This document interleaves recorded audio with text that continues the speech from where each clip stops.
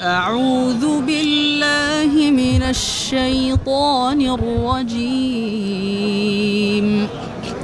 بسم الله الرحمن الرحيم 11তম আন্তর্জাতিক হিফজুল কোরআন প্রতিযোগিতায় বিশ্বের 30টি দেশের মধ্যে বাংলাদেশকে চ্যাম্পিয়নের সম্মান এনে দেয়া হাফিজ আবু রায়হান দেশে ফিরেছেন। সেনেগালের রাজধানী ঢাকায় অনুষ্ঠিত হয় এই আন্তর্জাতিক কোরআন প্রতিযোগিতা। রবিবার সকালে ঢাকা শাহজালাল আন্তর্জাতিক বিমানবন্দরে পৌঁছালে বিশ্বজয়ী হাফেজ আবু রায়হানকে আন্তর্জাতিক কিরাত সংস্থা বাংলাদেশের মহাসচিব সায়েদ সাদ সাইফুল্লাহ মাদানির নেতৃত্বে কেন্দ্রীয় প্রতিনিধি দল বরণ করে নেন। এছাড়াও দেশের বিশিষ্ট ব্যক্তিবর্গ ও সর্বশ্রেণীর জনসাধারণ তাকে বিমানবন্দরে ফুল দিয়ে সংবর্ধনা জানায়।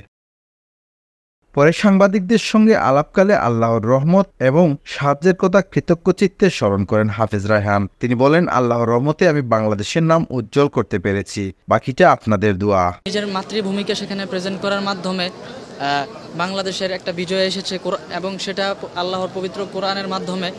এর চেয়ে বড় আমি অর্জন এবং আমার জন্য এবং আমার দেশের জন্য যে সুনাম, এর উপরে আমি মনে করি না যে আমার আর কোনো খুশি থাকতে পারে এর উপরে। এই বিজয় যেন অব্যাহত থাকে এবং আগামীতে যেন বাংলার হাফেজরা যেন আরো বড় বড় বিজয় নিয়ে আসতে পারে, দেশের গৌরব যেন ধরে রাখতে পারে। তার এমন সাফল্যে খুশি তার স্বজন ও শিক্ষকরা। আলহামদুলিল্লাহ, বহু দেশে আন্তর্জাতিক ক্রীড়া সংস্থার মাধ্যমে নির্বাচিত হয়ে বিভিন্ন দেশে, আপনারা জানেন সালেহ আহমদ তাকরিম থেকে শুরু করে হাফেজ আবু তলহা, হাফেজ আবু রায়হান, হাফেজ নাহিদ, মাহমুদুল হাসান আশরাফির মতো অসংখ্য বাচ্চারা বাংলাদেশের পক্ষ থেকে গিয়ে বিশ্বজয় করেছে এবং এই ধারাবাহিকতা অবশ্যই অব্যাহত থাকবে। রায়হান ইন্টারন্যাশনাল মাদ্রাসা এবং রায়হানের আমার পরিকল্পনা আছে 1000 দুস্থ এতিম যাদের পৃথিবীতে কেউ নেই, তাদেরকে সম্পূর্ণ আল্লাহর জন্য পৃথিবীর শ্রেষ্ঠ মানুষ হিসেবে আমরা গড়ে দেবো ইনশাআল্লাহ। আলহামদুলিল্লাহ, আমি অনেক খুশি।